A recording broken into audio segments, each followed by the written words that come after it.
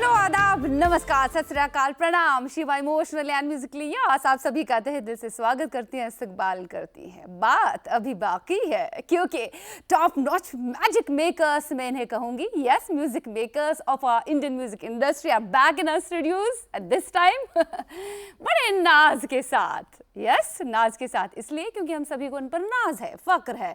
और अब की बार ये भूमि के साथ तो आए हैं लेकिन एक नया रंग लेकर, नाजनी का रंग लेकर देखिए, अपने रंग में ये हर एक को रंगते हैं और अब की बार अपनी मोहब्बत के रंग में इन्होंने कश्मीर को रंगा है चलिए, मैं बात कर रही हूँ सलीम सुलेमान जोड़ी की। और आज सुलेमान तो हमारे साथ नहीं है, उन्होंने हमारे साथ थोड़ा वादा खिलाफी की, लेकिन सलीम है और सलीम के साथ एक नया रंग जो इनके मर्चेंट रिकॉर्ड्स की, मैं कहूँगी इनके प्रोडक्शन हाउस की बैकबोन है, नन अदर देन राज पंडित, जो खुद एक म्यूजिक प्रोड्यूसर है, सिंगर है और न जाने क्या क्या चलिए मिलवाते हैं आपको सलीम और राज पंडित से। बहुत बहुत स्वागत है आपका फिर से एक बार। बहुत बहुत शुक्रिया। बाकी है बात अभी बाकी है। भूमि तो बहुत आगे चलने वाला है इंशाल्लाह। और अब की बार का रंग नाजनीन, हर एक नाजनी को फक्र होगा। एब्सोल्युटली, बहुत ही जब ये गाना हमने सोचा करने के लिए, तो पहली बात तो पिछले 2 साल से हम सोच रहे थे कि कश्मीरी फोक भूमि में शामिल हो। हाँ। और करते करते करते इस बार तो हमने तय कर ही लिया कि भूमि 22 में कश्मीरी गाना, और कश्मीरी गाना चूंकि है। और हम बात करें राज पंडित की, तो राज पंडित का आपके साथ एसोसिएशन तो फॉर द पास्ट 10 इयर्स तो है ही है जी। और बुनियाद एक ज़बरदस्त है, वो ये है कि 11 साल की उम्र में आपके पास एक एल्बम लेकर आए थे, अपना फोक एल्बम, जिसमें आप बहुत कुछ जानती कश्मीरी हैं। इंस्ट्रूमेंट्स का भी क्या प्रयोग बात उन्होंने है। किया था। वाह। और उसके बाद आपने लेकिन इनको गिफ्ट में, तोहफे में भूमि ओरिजिनल का एल्बम दिया था। और फिर क्या कहा था आपने इनसे वो देते वक्त? ये तो मुझे 6 याद साल है। के बाद आना मुझसे मिलने Yes, के लिए, absolutely. आपकी बेस मजबूत हो जाएगी। सोचो कि ये कितनी अच्छी स्टोरी है कि जो एल्बम में उसको इतने साल पहले, मेरे ख्याल में 16 साल पहले या 15 साल पहले मैंने उसको ऑलमोस्ट 16 साल हो गए। ये एल्बम गिफ्ट किया था एज एज एक तोहफे के तौर पे कि इसको सुन लेना, ये हमारा बहुत ही क्या कहते हैं, बहुत ही प्रेशियस एल्बम है हमारे लिए। वही एल्बम में आज राज शामिल है as a singer, as an artist and as a music producer.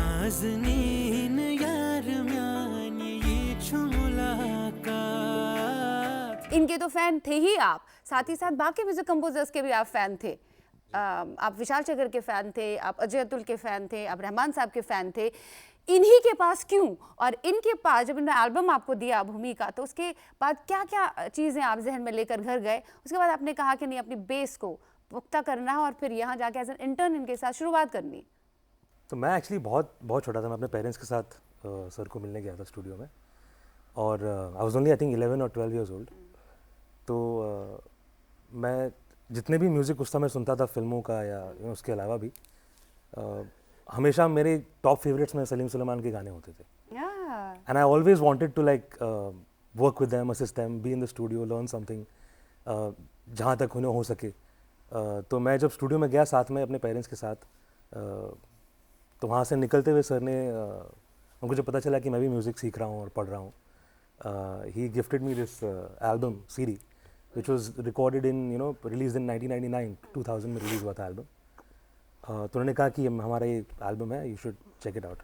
ऐसे पक्का मैं सुनूंगा। तो मैंने रास्ते में ही on the way home I played the album in the car, और उस एल्बम ने मेरा जो नज़रिया है म्यूज़िक की तरफ इतना बड़ा कर दिया था, क्योंकि उसमें हर किस्म का एक फोक था पूरे हिंदुस्तान से, बट इट वॉज प्रोड्यूस्ड बहुत ही कंटेम्प्रेरी तरीके से प्रोड्यूस किया था गाने जो थे उसके, और इतना मॉडर्न और नया और बहुत ही यूनिक साउंड था उस एल्बम का।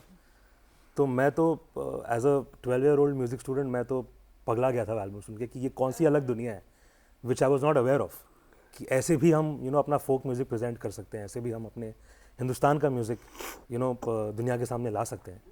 सो that album had a very big impact on me as a musician, as a student.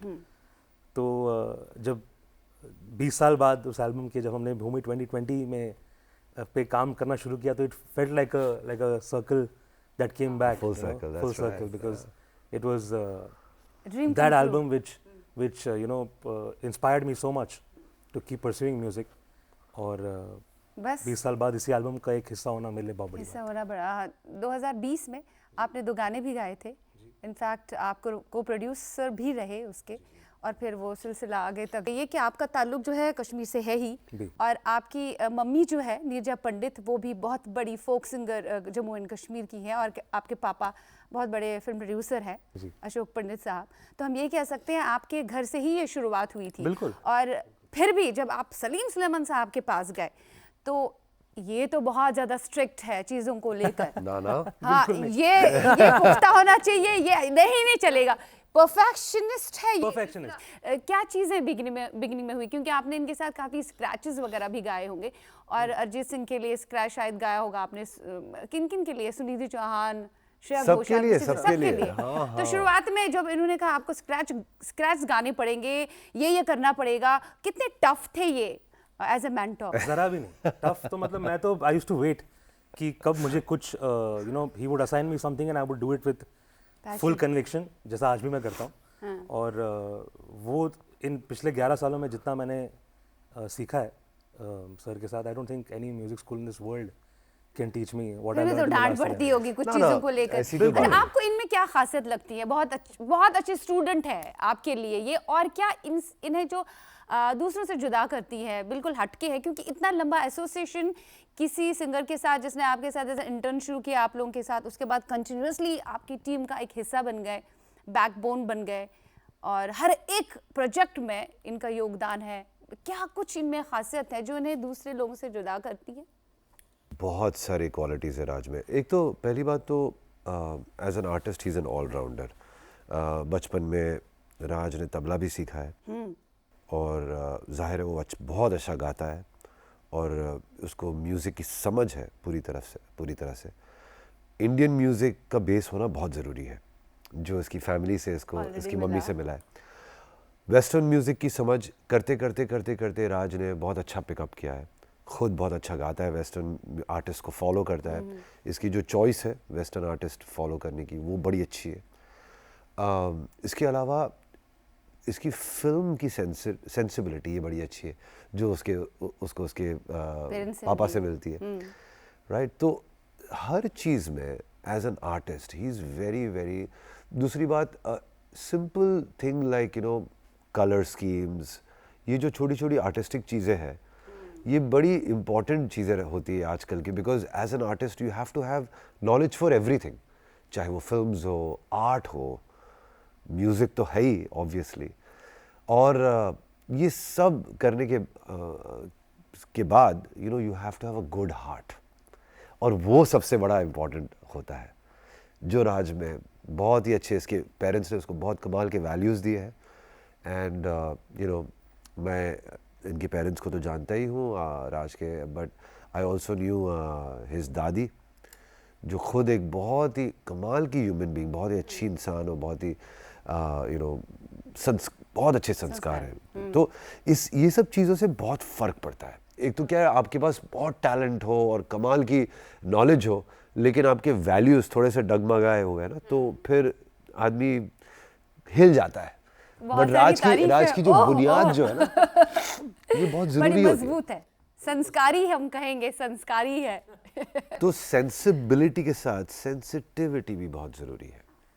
ये दोनों का जो तालमेल है ना, इससे आर्टिस्ट, मैं हमेशा ये देखता हूँ कि आर्टिस्ट यू नो अच्छा आर्टिस्ट होने के बावजूद और क्या है, एक अच्छा इंसान होना बहुत ज़रूरी है। ये कितनी बड़ी बात है और कितना बड़ा कॉम्प्लीमेंट ये बहुत ज़रूरी है, बिकॉज अगर आप अच्छे इंसान हो तो आप और भी अच्छे आर्टिस्ट बन सकते हैं। तो इतनी तारीफें तो हो गई, आपसे भी जानेंगे इनके बारे में। इनकी तारीफें, इन पे तो सबको नाज है, और हम तो सब इनके दीवाने हैं। जब इनको अपने सामने पाते हैं ना हम, तो इनके वो ज़बरदस्त डिवोशनल सॉन्ग्स हो, सूफी सॉन्ग्स हो, रोमांटिक सॉन्ग्स हो, सैड सॉन्ग्स हो, वो सामने आ जाते हैं। मतलब पूरी एक दुनिया इनके गानों में सिमटी हुई है, खास तौर से जो अलग अलग इंस्ट्रूमेंट्स का यूज़ ये करते हैं, प्रयोग करते हैं। खैर, अब वापस नाज़रीन पे आएंगे, क्योंकि यस नाज़रीन पे इसलिए आएंगे क्योंकि ये अपने जहन में ना घूम के आए होंगे कश्मीर, बिल्कुल है ना, घूम के आए होंगे, और आपने भी काफ़ी रिसर्च किया होगा। इस गाने में इनफैक्ट तमुकनारी का इस्तेमाल आपने किया है लास्ट टाइम बुलाउसिक इंस्ट्रूमेंट का, जैसे कि आप तो जानते होंगे सारंगी बहुत फेमस है, रबाब वहाँ फेमस है, संतूर वहाँ फेमस है, तो इसमें आपने नूर मोहम्मद को भी शामिल किया है, वहाँ के स्ट्रीट सिंगर को। क्या डिफ़िकल्ट था उनके साथ तालमेल बिठाना? म्यूज़िक में कोई चीज़ डिफ़िकल्ट नहीं होती है, भाषा का बड़ा इश्यू था, बट राज फॉर्चुनेटली वो कश्मीरी बोल देता है और समझ तो बहुत ही अच्छा सकता है। तो हमारे साथ हमारे दूसरे एक दोस्त थे तसद्दुक, जो एक बहुत अच्छे डीओपी है, कैमरामैन है, तो वो हमारे साथ थे। वो उनको बहुत अच्छे से उनको समझा रहे थे जो हम उनको, और बाकी की चीज़ें राज उसको बहुत अच्छे से उनको समझा रहा था, नूर मोहम्मद भाई को। और ये गाना, क्योंकि ये गाना जो है वो बहुत बड़ा पुराना गाना है, गुलाम नबी डोलवाल साहब का गाना है, उन्होंने लिखा है और कंपोज किया, बहुत फेमस गाना है। ये गाने की एक खासियत ये है कि ये जनरली 6 बीट्स में है, लेकिन नीरजा जी ने इसको सजेस्ट किया कि हम उसको 7 मात्रा में करें तो और भी बेटर होगा, इसकी लचक और इसकी चमक और खिल के आएंगी। जो मेरे हिसाब से वो गाने में जो उसकी जो रूहानियत है और उसकी जो रिदम है उसको बहुत ज़्यादा चमकाता है। ये तो जो मतलब अलग, नीरजा जी का, आपकी अम्मी का भी, मम्मी का भी सपोर्ट है हाँ काफी बिल्कुल इस गाने को बिल्कुल। लेकर? इस गाने में हम लोग जब भी हमने तय कर लिया था कि हम कश्मीरी गाना, मेरी बड़ी तमन्ना थी, बिकॉज पिछले 2 साल में मैं 4 बार कश्मीर होके आया हूँ, कुछ शूट्स पे, कुछ रिकॉर्डिंग्स के लिए। तो मेरा बड़ा मन था, बिकॉज वहाँ के लोग, वहाँ का वातावरण, वहाँ के खाना पीना, मुझे वाकई में एक ऐसी फीलिंग आई कि यार अगर जन्नत की फीलिंग अगर आए तो कश्मीर से आए। मुझे सचमुच जब भी कश्मीर जाता हूँ मुझे ऐसी फील आती है, बड़ा सूफियाना रूहानियत एक फील आती है उससे, वहाँ पे लोग, वहाँ का जो ऑक्सीजन है, जो वहाँ की मेहमान नवाजी है ख़ास तौर से, बिल्कुल बहुत ही बेहतरीन और बहुत ही कमाल की है। वो हिंदुस्तान की शान है, literally. I feel so good when I get there. हाँ, इससे पहले भी आपने अपने गानों में कश्मीर, वाकई में बिल्कुल। सो आई फेल्ट कि इस बार मैंने सोचा कि visualize किया।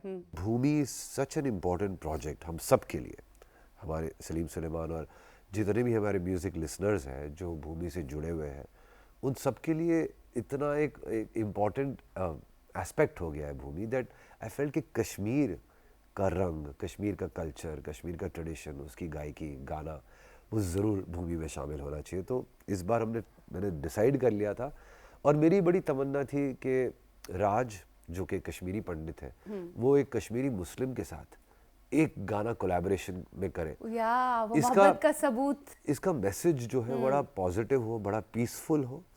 और क्योंकि ये गाना जो है उसमें बहुत ही कमाल का मैसेज है।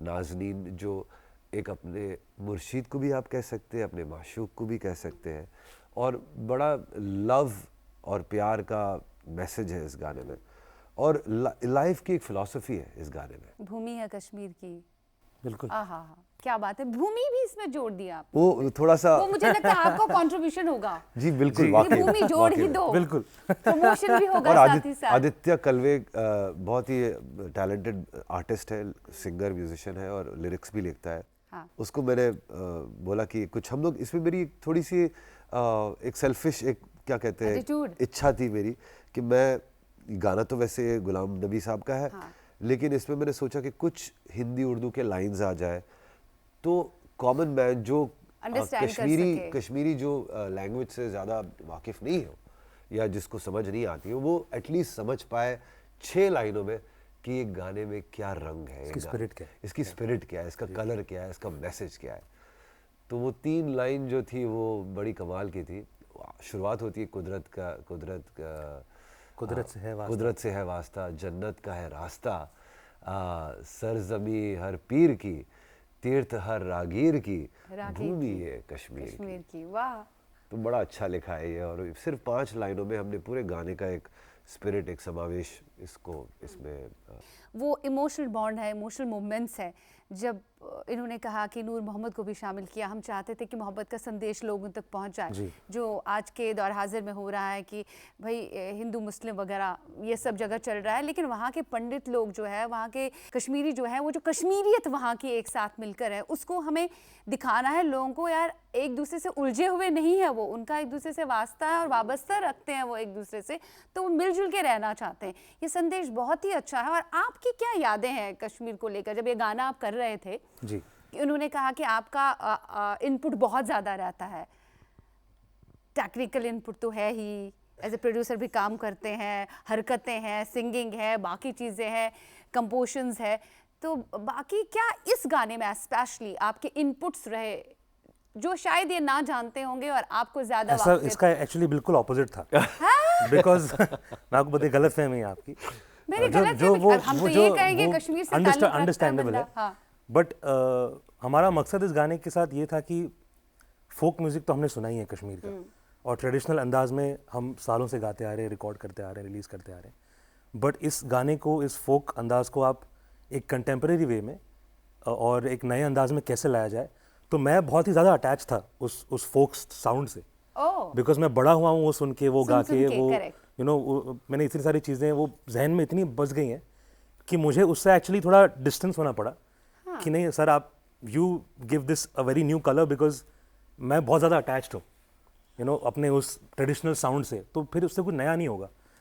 तो मैं थोड़ा सा इनिशियली आई हैड प्रॉब्लम्स कि यार ये हम चेंज क्यों कर रहे हैं या ये हम ऐसे क्यों कर रहे हैं, ऐसे क्यों कर रहे हैं, बट फिर ये सेट कि नहीं, you know what, it's important to like उसको अलग साउंड देना बहुत ज़रूरी है बिकॉज जो कश्मीरी फोक नहीं जानते या जिन्होंने नहीं सुना है उनके लिए, एक वाइडर ऑडियंस के लिए, और इसमें कोई नयापन लाने के लिए, बिकॉज ये गाना बहुत लोगों ने गाया है, बहुत लोगों ने रिकॉर्ड किया है। मेरी मदर की एल्बम में रेश्वर में भी ये गाना था, वो ट्रेडिशनल साउंड था, तो इसमें फिर हम नया क्या कर रहे हैं एग्जैक्टली। तो मैंने एक्चुअली अपने आप को एकदम डिटैच कर दिया गाने से कि कश्मीरी फोक तो है ही, सर ने भी सुना है सालों से, उनको पता है उसका साउंड क्या है, तो वो एक कॉम्बिनेशन लाना बहुत ज़रूरी था। तो उसके लिए मेरा उससे थोड़ा तो दूर हटना was very important because I like अगर मैं बहुत नयापन लाने की बिकॉज राज इसमें म्यूजिक तो म्यूजिक के साथ में तो शामिल था ही म्यूजिक प्रोडक्शन में, लेकिन वो खुद गा भी रहा था नूर मोहम्मद भाई के साथ, तो उसमें वैसे ही राज की जो क्या कहते हैं उसका जो कलर था, उसकी जो कंट्रीब्यूशन थी वो तो थी ही, पर उसको मेरी ये सोच थी कि जैसे राज ने कहा कि बहुत लोगों ने ये गाना किया हुआ है क्योंकि ये एक फोक हो चुका है अभी, क्योंकि इतना पुराना है, पॉपुलर भी है, इतना हर एक की मशहूर है, जुबान पे इतना चढ़ा है। पॉपुलर है, तो हम क्या इसमें अलग करें। तो पहली बात तो अलग ये की है कि हमने इसमें एक अपनी कॉम्पोजिशन इसमें जोड़ी, ये 5 लाइनें जोड़ी जो राज ने हिंदी में इसको गाया, हिंदी उर्दू। तो ये जो लैंग्वेज है इससे क्या लोगों को समझ आ जाएगा कि ये गाना क्या कह रहा है, और इसमें बाकी के जो एलिमेंट्स हैं जो ट्रेडिशन से थोड़े से, ट्रेडिशन के साथ साथ थोड़ा एक अलग कलर, नयापन है, नयापन जी, एब्सोल्युटली। मॉडर्न, तो वो ज़रूरी था क्योंकि यू नो कश्मीरी लोगों के लिए भी ये एक नया हो सकता है, वरना तो जो हम जो कर रहे थे, जो गाना है ट्रेडिशनल है वो तो सभी ने सुना ही है, कश्मीर में सुना है, काफ़ी लोगों ने सुना है, बट कश्मीरी लोगों के लिए क्या अलग होगा। यहाँ पे सलीम सुलेमान की कुछ एक छोटी सी एक झलक आ जाए तो भूमि का एक स्पेशल ये एक बहुत ज़रूरी था इस गाने बहुत ज़रूरी। After short break stay tuned.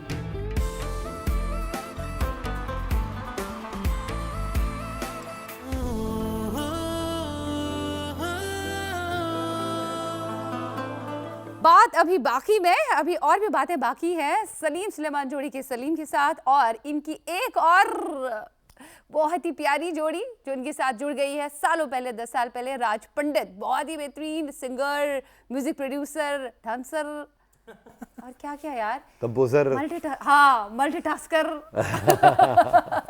इतना कहाँ से लाते हो भाई? इन्हीं से। ब्रेक के पार आपका स्वागत है। चलिए कुछ और बातें करें। इसी के साथ मुझे एक क्योंकि आप दोनों मेरे सामने बैठे हो और ये बहुत बड़े दीवाने आपके हैं, कि जब इनकी गायकी में सुनती हूँ ना, या इन्होंने जो गाने आपके लिए गाए हैं, मुझे कभी कभी क्या महसूस होता है, ये सवाल तो काफ़ी देर से मेरे जहन में गूंज रहा था कि मैं पूछ ही लूँ। राज, मुझे ऐसा क्यों लगता है कि आपने इनको इतना समझा है, इनकी हरकतों को अपने आप में रंगा है? मुझे महसूस होता है कि कहीं ना कहीं जब आप हरकतें लेते हैं ना, तो एक सलीम की छवि यहाँ पे एज ए सिंगर हमारे सामने आती है। तो क्या आप इनको कंटिन्यूसली सुनते हैं जब भी कोई कंपोजिशंस बनाते हैं, या फिर आपको फिर गाना होता है, या आपने स्क्रैच कई बार गाए हैं, कई मरतबा गाया है, तो कहीं ना कहीं इमिटेट वगैरह करते हैं आप इनको, या किया है? वो आई थिंक बहुत ही नेचुरली हुआ है। इमिटेट तो मैं कॉन्शियसली नहीं करता कुछ, बट मैंने इतना टाइम स्पेंड किया है सलीम सर और सुलेमान सर के साथ कि आई थिंक दोनों की इवन पर्सनालिटी वाइज मैंने दोनों से बहुत सारी चीज़ें ले ली हैं जो मुझे खुद नहीं पता, और लोग मुझे कहते हैं कि यार ये यू सेड दिस, ये जो तुमने बोला अभी एग्जैक्टली सलीम की तरह बोला, ये जो तुमने किया एग्जैक्टली सुलेमान की तरह किया। तो मैं बहुत सारी चीज़ें अपार्ट फ्रॉम म्यूजिक जो मैंने ऑलरेडी इम्बाइब किया ही है इनसे, वेदर इट्स सिंगिंग और वेदर इट्स कॉम्पोजिशन और वेदर इट्स प्रोडक्शन। जब लोग मेरे सिंगल्स भी सुनते हैं तो दे से कि मैं एक सलीम सुलेमान की झलक है, which is a great compliment for me even musically, because I have aspired to sound like them. पर ये हो जाता है आदमी रह रहे के it's very किसी के natural साथ thing. में, चाहे वो एज अ म्यूजिशियन हो या कोई अपने इवन अपने घर पे जब कोई रहता है। अभी हमारे जो स्टूडियो का जो एटमॉस्फेयर है वो बड़ा घरेलू है, हाँ, फैमिली की तरह तो आप फैमिली हैं। की तरह हो जाता है। तो आदमी की रह रहे के एक दूसरे के मैनरिज्म्स, एक दूसरे के वो, इसमें कुछ तो मतलब अभी कोई इससे नई मिलता बात। जुलता सवाल आप सोच रहे होंगे क्या मैं पूछूं? वो मैं ये पूछना चाहूंगी, इन्होंने तो आपसे काफी कुछ सीखा, आपकी हरकतें भी अपने आप में जी, जी। डाले हैं, कहीं ना कहीं ऐसा लगता है कि आपकी एक परछाई है। तो आपने इनसे क्या सीखा? कभी मैंने कभी नहीं। कभी कभी कभी-कभी इनके नहीं। इनपुट जो होते हैं गाने को लेकर, लिरिक्स को लेकर, शिवा, तो आप इनसे मैं रोज एक नई चीज इनसे सीखता हूँ मैं। वैसे तो आप सीखते ही है हर मैं एक- आपसे भी एक दो बात नई सीख के जाता हूँ हमेशा जब भी मिलता हूँ तो अरे ये वाह। मेरा नेचर है। और मैं समझता हूँ कि हर इंसान में ये नेचर बहुत ज़रूरी है, होना चाहिए। बिकॉज क्या कुछ होता है कि ऐसी खास खास क्वालिटी इनकी जो आपने सीखी राज में एक गुड क्वालिटी ये है सिंगिंग में कि जो इंडियन और वेस्टर्न का जो एक कॉम्बिनेशन, बहुत ही यूनिक कॉम्बिनेशन है इसकी सिंगिंग में, जो मैं भी कभी कभार कर लेता हूँ अपनी तरह से, बट मैंने कुछ कुछ चीज़ें इससे भी पिक की है। अब मैं बताना शायद मेरे लिए मुश्किल हो जाएगा क्या, क्योंकि मैं उसको पिन पॉइंट नहीं कर पाऊंगा, बट जब मैं वो गा रहा हूँ ना तो मुझे एहसास होता है तभी एक सेकंड के लिए, और मुझे मेरे मेरे चेहरे पे और मेरे अंदर एक हंसी आती है, मतलब खुशी आती है। तो दैट इज़ इट्स वो बड़ी नेचुरल चीज़ होती है, हर ह्यूमन बीइंग में, हर इंसान में वो होती है। वो एक ये बात रियलाइज़ करना कि मैंने इससे ये चीज़ मैंने इसे, और ये अमूमन आ जाती है, ऐसा नहीं है कि आप जानबूझ के कर रहे हो, या रहते रहते जुड़ते बिल्कुल टीम वर्क है एब्सोल्युटली। और वाइब्स भी सेम है, स्टूडियो पॉजिटिविटी है। में स्टेज पे हम दोनों एक साथ लाइव, बहुत हाँ, लाइव बहुत टाइम परफॉर्मेंस की स्पेंड बात करें, जब इन्होंने आपके साथ लाइव परफॉर्म किया तो वो पहला समा कैसा था? किस तरह से इनको आपने कहा कि अब आपको हमारे साथ लाइव परफॉर्मेंस देना है, हजारों की तादाद में ऑडियंस है? तो राज वाज ऑलरेडी रेडी, बिकॉज मैंने कहा ना कि ये फर्स्ट ऑफ ऑल ये बिकॉज ये बहुत ही इस ऐसी फैमिली से बिलोंग करते हैं जो एक म्यूजिशियन फैमिली, मतलब एक म्यूजिशियन है और एक फिल्म मेकर है। तो ही इज ऑल्सो, राज का performance as a singer As a तो singer, कमाल है, as a dancer. As a dancer मैं कहने वाला कमाल था। का है, हर एक गाने में है ना तो आपके ये singers जो दिस इज आते अ हैं। प्लस पॉइंट, ये जो इसने पिक किया हुआ है अपने इसके पर्सनालिटी के अंदर है। हमने फर्स्ट जब टूर किया था यूएस में इन 2012, राज वाज द वीडियो जॉकी। हमारे जो कॉन्सर्ट के पीछे जो वीडियोस बजते थे, जो विजुअल बजता था, वो विजुअल राज ट्रिगर करता था। तो उसने ऑलरेडी हमारा शो देखा हुआ था, उसको पता था एग्जैक्टली क्या शो है, हर एक म्यूज़िक की सेटिंग क्या है, पिकअप्स क्या है, क्यूज़ क्या है, उसको पता था, क्योंकि उसने हमने ऑलरेडी एक यूएस टूर कर लिया था with Raj seeing the show as a technician. तो it was very easy for him to get on stage. मतलब हम ये कह सकते हैं हम ऑलरेडी गए थे ये आपके इसमें।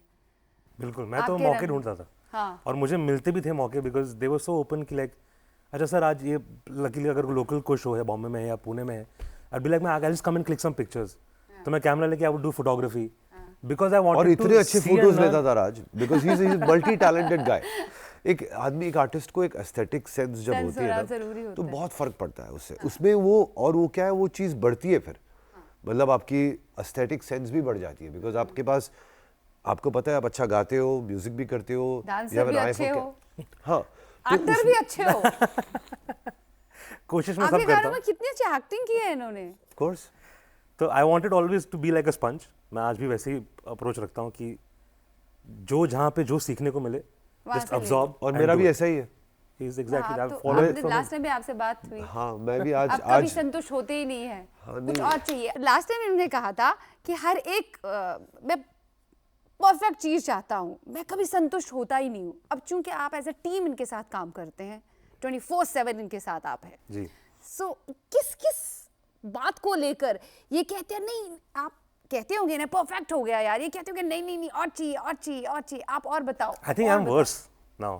है हाँ, मैं उस मामले में और ज़्यादा OCD हो गया हूँ मैं। हाँ ओह, हाँ, तो इनके साथ उन्होंने रहते रहते। अभी हमको बोलना पड़ता है राज अभी बस कर बस कर मतलब वो लोग पोस्टर बना रहे हैं, उसमें पोस्टर में वो एक राइट में एक रह स्पॉट है वहाँ पे, तो राज बोला ये स्पॉट को हम लोग थोड़ा इसको थोड़ा ब्रश कर सकते हैं, बोला नहीं राज रहने दे अभी, चल ठीक है। उलझा उलझा सा है तुझ में मेरा दिल, फिसला फिसला जाए कम अकल, चलता फिरता था ये होने लगा पागल, जाते जाते रुक जा एक पल। पहला स्क्रैच जो है आपने कौन सा गाया इनके लिए राज? रब राखा नहीं, एक्चुअली स्क्रैच बोल नहीं सकते बिकॉज फिर इवेंचुअली मेरी आवाज़ में गया गाना। हाँ, और मेरा पहला फिल्म का गाना था वो, इट वॉज कॉल्ड रब्बा मैं क्या करूँ। I was only I think 18 years old at that time. मैंने एक साल भी शायद नहीं हुआ था स्टूडियो में काम करते हुए, और एक फिल्म पे हम काम कर रहे थे जिसका नाम था रब्बा मैं क्या करूँ, उसका टाइटल सॉन्ग था। और उस फिल्म में एक नए हीरो की लॉन्चिंग हो रही थी, very young actor, so they were looking for, we were thinking of a new voice. तो सर को पता था कि मैं गाता भी हूँ, I was singing little bit here and there, तो वो कह रहे थे कि चल, यूजुअली जब सर गाना बनाते थे he would sing it as a cue for other singers की ये कॉम्पोजिशन ये गाना है। तो उस गाने में पता नहीं इनको क्या सूझा, मैंने कहा चल you try this one, just sing it as a thing. ऐसे ठीक है, okay, I would love to. मैं तो वेट कर रहा था कि कब I would get to sing on a mic and learn from it. तो मैंने गा दिया गाना जितना मुझे पता था, आता था। आई sang in front of him, I said, recorded. So it was sounding nice and it was sounding good. I said, okay, perfect. So then we played it to the producers and the director, the team, whole film team came and they heard the song, loved the song. तो they asked कि गाना किसने गाया है, किसने उनको गाया? बहुत पसंद आ गया था वो गाना।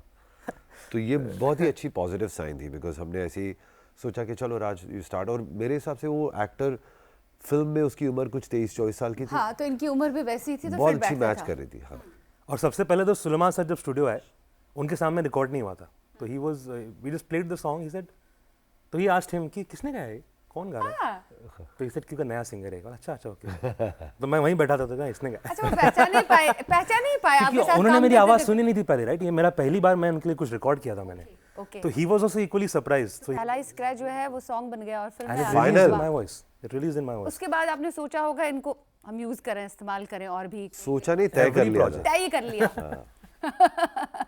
मुझे हर प्रोजेक्ट में कहीं ना कुछ गाने का मौका हमेशा मिलता था, सो विच वाज। आप एक दूसरे का हाल जब पूछते हैं ना, तो ये तो कभी कभार आपसे कश्मीर में भी पूछते होंगे, भारत छुआ, तो आप सोचते होंगे क्या बोल रहा है ये, भारत छू है क्या छू, बोलते भारत छू, खशपुर छू, सोरूशा ठीक है, घर बार ठीक है।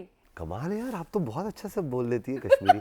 आपका कुछ बताइए ना कश्मीरी का, क्या मतलब क्या कनेक्शन हाल है? चाल ठीक है, हाल चाल पे आ गई मैं actually। हाल चाल पे आप आ ही गई। हाल चाल हाल चाल lovely का segment। गाना। ये अच्छा है, आपका बहुत ही अच्छा कनेक्शन है। हाल चाल हाँ, मेरा हाल last चाल release जिसका था भी वो। सिंगर्स गाते हैं ना, ये आपके लिए। बहुत ही कमाल का गाना राज ने बनाया हाल चाल, और खुद कंपोज किया, खुद प्रोड्यूस किया, गाया भी सुकृति कक्कड़ के साथ। हाँ। हो जाए?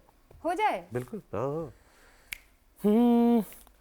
गुजर जाए अगर तू पास से ओए सोनिए, फिसल जाए मेरी तो सांस ही मन मोड़िए, संभाले जा तू सांसों को ओ मजनू मेरे आ, कि मैंने मारनी अब रोज तेरे दिल दी गेड़ियां, दफा कर दे ये दूरी, फना कर दे मजबूरी, रह जा तू मेरे नाड़ नाड़ वे, हो दफा कर दे ये दूरी, फना कर दे मजबूरी, कर दे बहाल हाल चाल वे। हाल चाल तो बहुत अच्छे हमारे, और ये सुनकर तो और भी अच्छे हो गए, बेहतर हो गए। तो मुझे लगता है कि अपने हाल सुधारने के लिए कभी कभी ब्रेक भी चाहिए होता है, क्या लगता है आपको? बहुत अच्छा है। तो लेते हैं एक छोटा सा break? Let's do a break. हम आप सभी से मिलेंगे right after the short break, stay tune.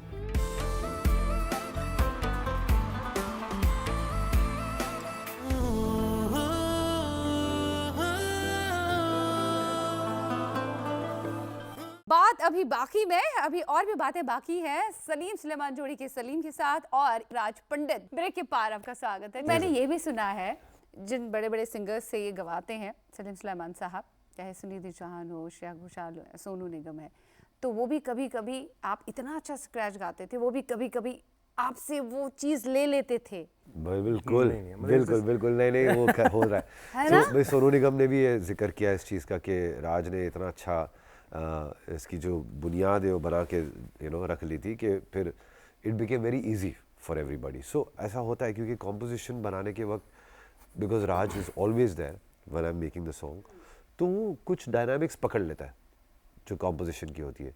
मेरा होता क्या कि मैं बनाते बनाते कभी कभी चीज़ भूल भी जाता हूँ जो आती है वो, पर राज उसको लेकर उसको बेटर करके वो रिकॉर्ड कर लेता है।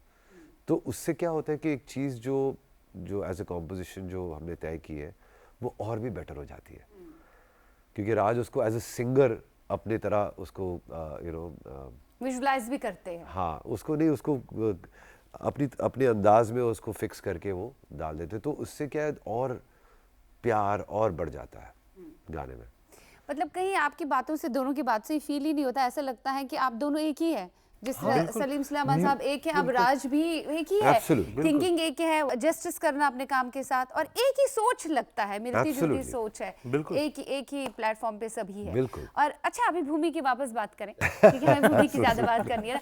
अच्छा, भूमि का ये है, अभी तक भूमि कितनी सीरीज हुई, राइट? तो उसमें अगर हम आप दोनों से कहें, आपसे अलग तरीके से आपका परसेप्शन थोड़ा डिफरेंट होगा इसको लेकर, कि आप कह सकते हो कि भाई टॉप 5 भूमि के गानों में से ये लिस्ट में एक है। सो आप टॉप 5 गानों में भूमि के किन किन गानों को? मुश्किल है मिलना, बहुत मुश्किल है, सब मेरे बच्चे हैं। और आप? सेम इट्स, मैंने हर गाने पे उतनी ही जान लगाई है। सबसे ज्यादा डिफिकल्ट भूमि का कौन सा गाना था जिसमें ज्यादा वक्त लगा सोचने समझने? मेरे हिसाब से जहाँ तक मेरी सोच और मेरी याददाश्त है, मेरे हिसाब से एक गाना था चिड़िया दा चंबा, जो एक पंजाबी फोक गाना था। हाँ। जो लास्ट ईयर 2021 की सीरीज में था, जिसको सुखविंदर सिंह ने गाया था। ये एक विदाई का गाना है, साडा चिड़िया दा चंबा। बहुत ही अगेन इट्स अ गाना, ये ऐसा फोक गाना है, तोफैल नियाज़ी साहब की कॉम्पोजिशन है और उन्होंने गाया है, और मुझे ऐसा लगता था कि वो गाना इतने लोगों ने ऑलरेडी कर लिया है ना। हालांकि सुखविंदर सिंह की चमक कुछ और ही है, उसका अंदाज कुछ और ही है, लेकिन उसको हम किस तरह से एक नए अंदाज में पेश करें, ये बड़ा सवाल था हमारे लिए। तो वो थोड़े हमारे लिए, हमने खुद एक मुश्किलात का एक पहाड़ बांध लिया था हम खुद के लिए ही। इसको हम ज़्यादा इंडियन नहीं करना चाहते थे, क्योंकि वैसे ही गाना बहुत इंडियन और बहुत ही फोक कलर है इसमें, कूट कूट के भरा हुआ है, और फिर सुखविंदर सिंह इसको गा रहे हैं जिसमें मिट्टी की पूरी जान है। लेकिन हम कुछ वेस्टर्न एलिमेंट डालना चाहते थे, पर कितना ज़्यादा भी नहीं कि वो उसकी इंडियननेस को ख़राब कर दे। तो बहुत सारे सवाल थे, बहुत सारे इश्यूज थे इसमें, बट कहीं ना कहीं हमने मेहनत कर करके हम उठे, फिर गिरे, फिर उठे, ऐसे कर करके हमने ये रास्ता फासला तय किया। तो मतलब वो एक गाना चैलेंजिंग रहा है। बहुत वक्त लगा उस गाने में, क्योंकि क्या करे क्या नहीं करे, कुछ चीज़ हमने ऐसे कर दिया कि बहुत सारे एलिमेंट्स डाल दिए। हाँ। फिर हमने सोचा कि ऑलरेडी ये बहुत ज़्यादा हो रहा है, सुखविंदर की गायकी भी बहुत अच्छी है, तो हम थोड़ा उसको खाली करते हैं। फिर सोचा बहुत खाली हो गया तो फिर बहुत भरे तो ऐसा लगा बहुत वेस्टर्न हो गया, फिर थोड़ा इंडियन, तो वो बैलेंस नाप तोल के आप सारी चीजें करते हैं। इसको चीज़, ये ऐसी चीज़ जो होती है ना म्यूजिक, नाप तोलने के बाद भी ऐसा जब तक दिल को नहीं लगे ना संतुष्टि, तब तक मजा नहीं आता। तो वो चीज़ है कि दिमाग को निकाल के दिल को लगने वाली बात बहुत जरूरी होती है, और ऑडियंस को भी सामने रखना है। ऑडियंस तो बाद में आती है शिबा। मोस्ट इम्पोर्टेंटली अगर आपको गाना पसंद है, तो आपको नहीं पसंद आ रहा है, तो फिर इसमें कोई गारंटी नहीं कि ऑडियंस को पसंद आएगा कि नहीं। करेक्ट, आपको पसंद आना बहुत जरूरी है। करेक्ट। और वो इतना अगर आप सोचोगे भी कि इसमें ये अच्छा है वो अच्छा है ये, और वो जो गाने की जो फीलिंग है, वो एहसास है, वो ही निकल जाएगा। तो क्या फायदा। साडा चिड़िया दा चंबा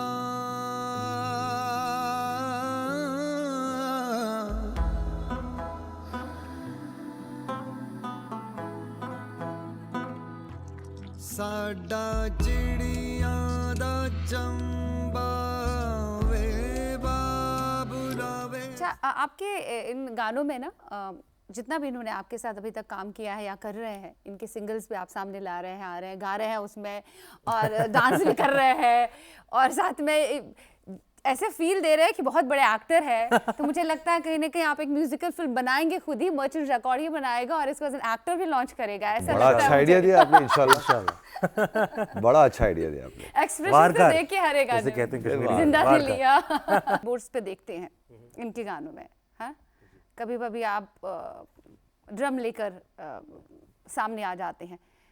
तबला के साथ देखा नहीं मैंने किसी गाने में। तबला अच्छा बजाते हैं आप?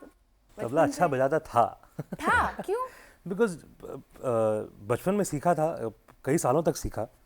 फिर उसके बाद आई थिंक जब म्यूज़िक प्रोडक्शन में एंट्री की और वेस्टर्न क्लासिकल म्यूज़िक सीखना शुरू किया, तो वो एक इंडियन रिदम की फाउंडेशन तो हमेशा थी, वो आज भी है।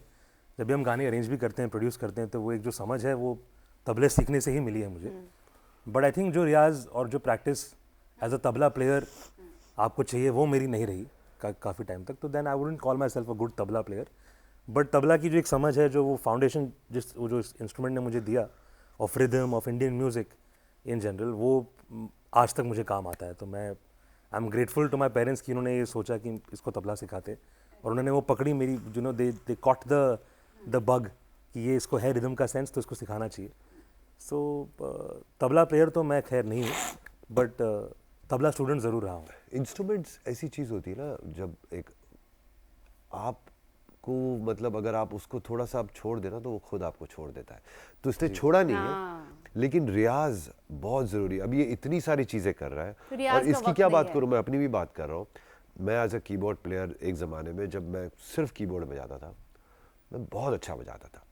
अब मेरे भी हाथ थोड़े जंग आ गए, मतलब जंग तो हो जाता है, वो यू बिकम रस्टी, बिकॉज मैं बहुत सारी चीज़ें कर रहा हूँ। मैं एक लेबल चला रहा हूँ, मैं कंपोज कर रहा हूँ, मैं थोड़ा बहुत गा रहा हूँ, मैं काफ़ी कुछ प्रोडक्शंस भी कर रहा हूँ, बहुत कुछ कर रहा हूँ। तो उसमें ऑर्केस्ट्रेशंस करता हूँ, बैकग्राउंड स्कोर, ये वो, तो ये सब करते करते एज अ प्लेयर ना, क्योंकि वो एक रिलेशनशिप होती है, वो आपको रोज़ करनी पड़ती है 2-3 घंटे।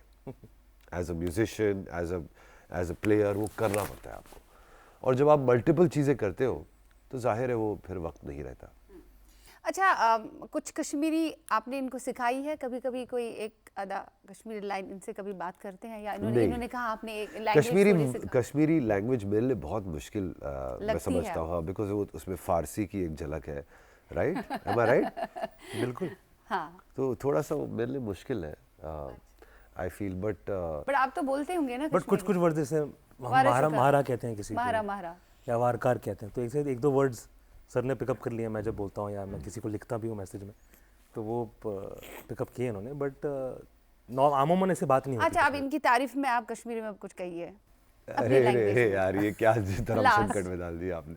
नाज़नीन यार म्यानी ये मुलाकात, नाज़नीन यार म्यानी ये मुलाकात, हो ये मुलाकात, ये मुलाकात, नाज़नीन यार म्यानी ये मुलाकात, नाज़नीन यार म्यानी ये मुलाकात।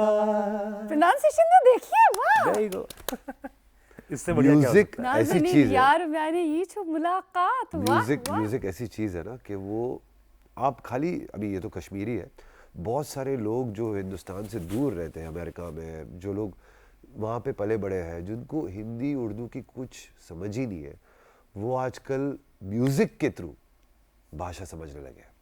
सही, ये म्यूजिक का पावर है, ये म्यूजिक का पावर है। और इसलिए एक कश्मीरी गाना भूमि में इसको शामिल करना हमारे लिए एक बहुत ही इम्पोर्टेंट और बहुत ही ज़रूरी चीज़ थी। ये हमारा मकसद है कि म्यूज़िक के थ्रू हम हमारे ट्रेडिशन, हमारी भाषाएं, हमारे कल्चर को समझे। आप इनका इसी तरह से साथ दें, क्योंकि आपके बगैर मुझे लगता है भूमि के प्रोजेक्ट्स इनकम्प्लीट है, और इनके बगैर भूमि के बगैर मैं इनकम्प्लीट हूँ, ऐसा हो नहीं सकता। So sweet. Thank you. चलिए, बड़ा अच्छा लगा आप दोनों से बात करते हुए। बहुत शुक्रिया। मेरा तो मन करता और खींचूं, बट क्या करें। मेरी बातें खत्म नहीं होती, क्योंकि बात अभी बाकी है। यस, बिल्कुल। चलिए और भी बातों का सिलसिला आगे करेंगे। As of now thanks a lot thank you thank you so studios much. में आने के लिए, बहुत बहुत बहुत बहुत शुक्रिया। उम्मीद करती हूँ आज का शो बात अभी बाकी है आपको बेहद पसंद आ गया होगा। शख्सियात के साथ वापस मिलते हैं आपसे और ढेरों सारी बातें करेंगे। तब तक के लिए अपना ध्यान रखिएगा, अपना ख्याल रखिएगा और अच्छा अच्छा म्यूजिक सुनते रहिएगा, क्योंकि म्यूजिक आपको काफ़ी कुछ देता है। इनफैक्ट अगर आप कितने भी निराश हो ना, तो आपको इस निराशहीन बात से बाहर निकालकर आपके अंदर उम्मीद जगाती है। ये संगीत का फ़ायदा है। मुस्कुराते रहिए, क्योंकि मुस्कुराते चेहरे अच्छे लगते हैं। मिलेंगे नए प्रोग्राम में। Till then bye bye, take care, sayonara, खुदा हाफिज़।